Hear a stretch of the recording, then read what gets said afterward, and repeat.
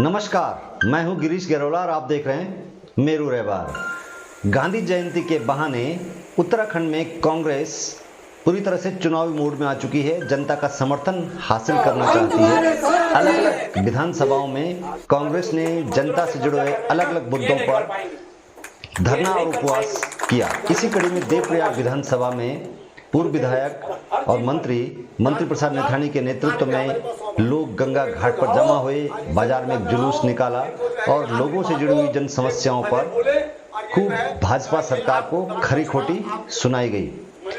अब हरिद्वार कुंभ क्षेत्र को देवप्रयाग में शामिल करने की बात हो, उसके लिए बजट की बात हो, बद्रीनाथ धाम में मास्टर प्लान की बात हो या देवस्थानम बोर्ड की बात, तमाम जो जनता से जुड़े मुद्दे हैं उस पर कांग्रेस ने अपना समर्थन दिया और जनता के बीच खुद को जुड़ा हुआ दिखलाने की कोशिश की। आइए जानते हैं कि आज अलग अलग विधानसभाओं में स्वरूप क्या रहा। तो बात करते हैं देवप्रयाग विधानसभा से।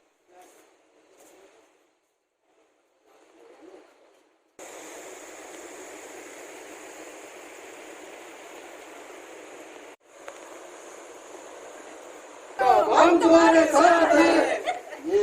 हमारे जो जितने मंदिरों में कब्जा कर रहे हैं ना, ये नहीं कर पाएंगे, ये नहीं कर पाएंगे, चाहे कुछ भी जोर लगा ले, समझिए नहीं। और हर चीज पर जातियों का कार्य भी हमारे पास सौंपा, तुम इनको लाओ, आज ही से पूजा कराओ, इनको जो है आखिरी बात दो, ये खूब फले फूले और ये जो है ये आपको दान दक्षिणा आपके मेरे रोजी रोटी एनसीसी की बात हो, कोटियाल जी हो, मंत्री जी हो, जितने भी आप सब लोग हैं, अगर आप लोगों ने वहां पर डटकर मुकाबला किया, क्योंकि आप सब लोग, हम सब लोग मूल भरदारी नागरिक।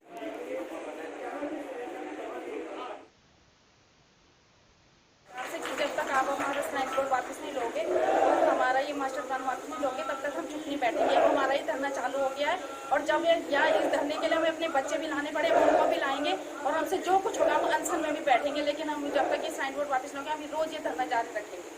आज यहाँ पे समर्थन काफी मिल रहा है, पूर्व शिक्षा मंत्री का भी मिल रहा है, तो कितने खुशी है आपको और क्या चाहते हो? बहुत खुशी है कि हमारे साथ पूर्व विधायक जी हैं, हम उनका पूरा साथ देंगे। जो वर्तमान विधायक साहब है वो आए थे आपके पास? हमारे अभी कोई नहीं आया हमारे साथ। जो पूर्व विधायक ये इस टाइम पे विधायक है वो हमारे पास नहीं है, उनकी तो हमने शकल ही नहीं देखी। विनोद कंडारी जी आए थे यहाँ पे? विनोद कंडारी जी की तो हमने शकल ही नहीं देखी। अभी जो हमारा संविदा आमरण अनशन भी चला है उसमें भी वो लोग नहीं आए, जबकि उसमें 2 लेडीजों की इतनी ज्यादा तबीयत खराब हुई है। कल मैं उस लेडीज के पास बैठी थी, मैंने उनको नींबू पानी पिलाया, उनको बहुत वॉमिटिंग हुई है, लेकिन वो विधायक साहब तभी भी वहाँ पे नहीं आए। सरकार कब जागेगी, ये तो एक दुखद विषय हो चुका है और सरकार की इसी कार्यप्रणाली और इसी उपेक्षा के कारण हम लोग यहाँ पे धरने पे बैठे हैं। सरकार का जागने का जो सवाल है उसके विषय में तो हम कुछ नहीं बोल पाएंगे, लेकिन आपके आपके चैनल के माध्यम से इतना जरूर बोलना चाह रहे हैं कि सरकार ने पहले हमारे हक हुकूकों पे डाका डाला, देवस्थान बोर्ड हम पे लगाकर, और उसके बाद हम लोग उससे उभर भी नहीं पाए थे, उसको हम समझ भी नहीं पाए थे। उससे पहले हमारे ऊपर मास्टर प्लान लगा के हमारे मकानों को तोड़कर हमको वहाँ से भगाने का एक साजिश जो की है, इसके लिए हम उत्तराखंड सरकार की इस माध्यम से निंदा करते हैं। हम लोग हमारा एक ही आशा है, एक तरफ तो उत्तराखंड सरकार हमें ये आश्वस्त कर रही है बार बार विज्ञापनों के माध्यम से कि किसी भी प्रकार से हमारे हक हकूक प्रभावित नहीं हो रहे हैं, लेकिन जो हमारा मुख्य हक है वहाँ पे, जो हमारी ज़मीन है, जो हमारे भवन है, जो हमारे व्यवसाय के साधन हैं, उनको आप मास्टर प्लान के तहत इस प्रकार उस पर आप कब्जा करना चाहते हैं कि शायद भविष्य में हमारे पास वहाँ पे खड़े रहने के लिए भी ज़मीन न बचे। अगर आप हमारे हक हकूक सुरक्षित करना चाहते हैं तो सबसे पहले हमारी ज़मीन को बचाइए। आप धाम एक मास्टर प्लान के तहत आप स्मार्ट धाम बनाना चाहते हैं, आखिर ऐसी क्या आवश्यकता है कि धाम को स्मार्ट बनाने की जरूरत है? क्या धाम जो अभी जिस स्थिति में है क्या पर्याप्त नहीं है? आप धाम का विकास चाहते हैं तो आध्यात्मिक रूप से उसका विकास कीजिए ना। आप उसे पर्यटन स्थल के रूप में बढ़ा के आप उसकी आध्यात्मिकता खत्म करना चाहते हैं। तीर्थ पुरोहित आज से नहीं, तीर्थ पुरोहित पिछले 500-600 सालों से वहाँ पर हैं। 500-600 सालों से उन्होंने इस धाम को संवारा है, सजाया है। आज जिस स्थिति पे आज वर्तमान में ये धाम पहुँचा है, ये हम तीर्थ पुरोहितों की मेहनत है, लेकिन आप उस सबको दरकिनार करके हमको वहाँ से बेदखल करना चाहते हैं, जिसका हम कड़ा विरोध कर रहे हैं। अगर अभी भी सरकार नहीं जागी तो हो सकता है आने वाले समय में आंदोलन इतना उग्र होगा कि हम इस सरकार को ही उखाड़ के फेंक देंगे। तो भारतीय जनता पार्टी की सरकार है, इसमें मैं कहने में कोई कोताही नहीं बरतूंगा कि यह दुर्व्यय भावना से और दोगली नीति से काम करने का काम करती है।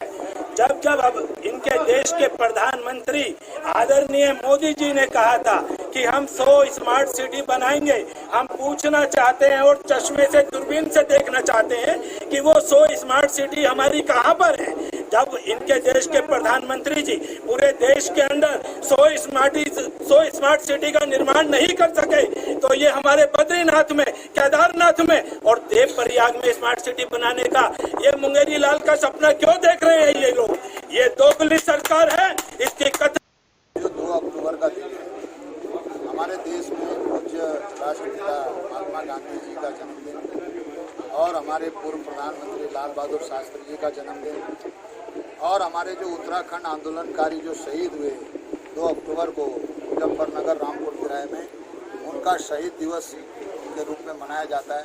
ऐसे दिवस पर हमने यहाँ पर कांग्रेस जनों ने, हमारी देवप्रयाग नगर Congress committee, block Congress committee और अन्य सभी फ्रंटल ऑर्गेनाइजेशनों ने यहाँ पर जो उपवास रखा है, उसका जो है मुख्य उद्देश्य ये है कि एक तो वर्तमान त्रिवेंद्र सरकार ने जो देवस्थानम बोर्ड बनाया है, ये हमारे तीर्थ पुरोहितों के साथ बहुत बड़ा धोखा है।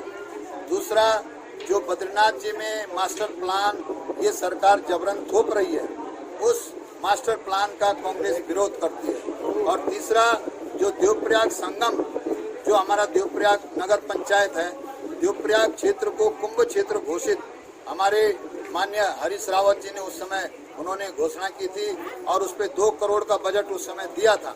यहाँ पर उस समय पूर्व चेयरमैन श्रीमती शुभांगी कोटियाल जी थी और उनके नेतृत्व में यहाँ पे विकास के काम हुए। इस समय जो हमारे वर्तमान चेयरमैन हैं, उन्होंने भी प्रपोजल दिए, लेकिन कोटियाल जी के जो प्रपोजल दे रखे थे उनको सबको दरकिनार कर दिया गया। तो कांग्रेस इन 3 मुद्दों पर आज उपवास कर रही है और इन मुद्दों को लेकर के कांग्रेस पार्टी अखिल भारतीय स्तर पर जो हमारे धार्मिक भावनाओं को छेड़ने की बात भारतीय जनता पार्टी की सरकार कर रही है, इन बातों को हम अखिल भारतीय स्तर पर कांग्रेस के लोग जन जन तक पहुंचाएंगे, पूरे हिंदुस्तान में पहुंचाएंगे और इस सरकार को उखाड़ फेंकने का संकल्प कर रहे हैं। मेरा तो कहना ये है, अगर इनको 4 धाम में लेना ही था तो हरिद्वार के मंदिर क्यों छोड़ दिए इन्होंने? पौड़ी का इसमें एक भी मंदिर क्यों नहीं है? आपके दिलीप रावत जी का उतना बड़ा सिद्धबली का मंदिर है जो करोड़ों रुपए कमाता है, वो क्यों नहीं लिया आपने? आपने सतपाल महाराज जी का आश्रम क्यों नहीं लिया उसमें? आपने हर की पौड़ी में क्यों नहीं लिया उसको? तो ये तो भेदभाव तो चल ही रहा है। ये तो सुनियोजित साजिश है कि बद्रीनाथ, केदारनाथ, गंगोत्री, यमुनोत्री जैसे मुख्य स्थलों से ब्राह्मणों का कैसे समूल से विनाश किया जाए, ये सारी उसकी साजिश चल रही है। तो वो तो हमारा तो स्पेशल कंसर्न इसी बात पे है कि ये लोग मतलब घुमा फिरा के इसको क्यों करना चाहते हैं। और जब मुख्यमंत्री कहते हैं कि मुझसे बात करो, अपना पिछला ग्रुप बना के किसी को भेज देते।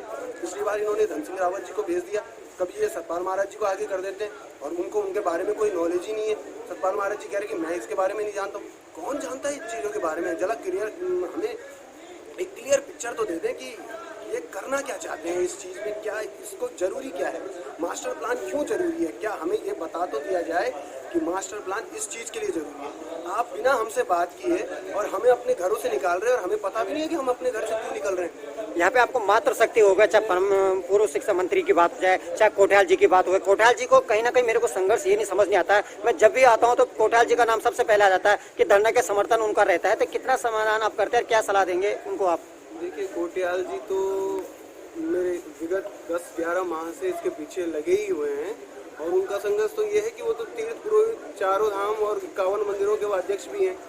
तो हमारा तो एक हर जगह उत्तर काशी हो चाहे गुप्त काशी हो, हमने तो सब जगह पुरोहितों की बैठक की है, सब जगह गंगोत्री हो चाहे यमुनोत्री हो, सब जगह गए हैं वो।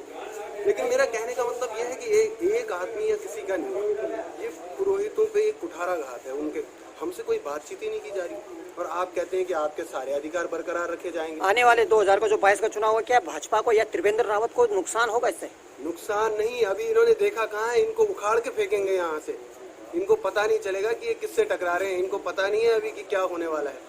एक जब इनका नाम लेवा नहीं बचेगा तब इनको पता चलेगा कि क्या होने वाला है इनके साथ। भैया ऐसा है कि भाजपा जब सत्ता में आती है, भाजपा का अंतरात्मा की आवाज बोलती है कि हिंदुओं को इस तरह से विनाश करना है हिंदुओं का। उन्होंने एक मस्जिद को तो छेड़ा नहीं, एक गुरुद्वारे को छेड़ा नहीं, सिर्फ और सिर्फ हिंदुओं को छेड़ने का काम किया है। मैंने तो कल महेंद्र भट्ट जी का फोन आया था मुझे, मैंने उनसे कहा महेंद्र भट्ट जी जब भाजपा सत्ता में आती है तो ऐसा क्या उनके सर में ऐसा भूत सवार हो जाता है कि सिर्फ हिंदुओं को छेड़ना है। मैंने कहा पिछली बार जब वो सत्ता में आए थे तो बद्रीनाथ में उन्होंने अखंड ज्योत को कपाट बंद होने पे जोशीमठ लाने का प्रयास किया था, और मैंने कहा था कि अगर इस तरह से अखंड ज्योत को तुम जोशीमठ ला गए तो उसके बाद में ये अखंड ज्योत तुम बम्बई भी ले जा सकते हो, हरिद्वार ले जा सकते हो, तुम मतलब इसको दिल्ली ले जा सकते हो, फिर इसकी महत्ता क्या रहेगी बद्रीनाथ मंदिर में। और इस समय फिर सत्ता में आए तो उन्होंने मतलब ये 51 मंदिर, 4 धामों के अलावा 4 धाम प्लस 51 मंदिर इन्होंने अपने ये क्या नाम देवस्थानम बोर्ड में लिए।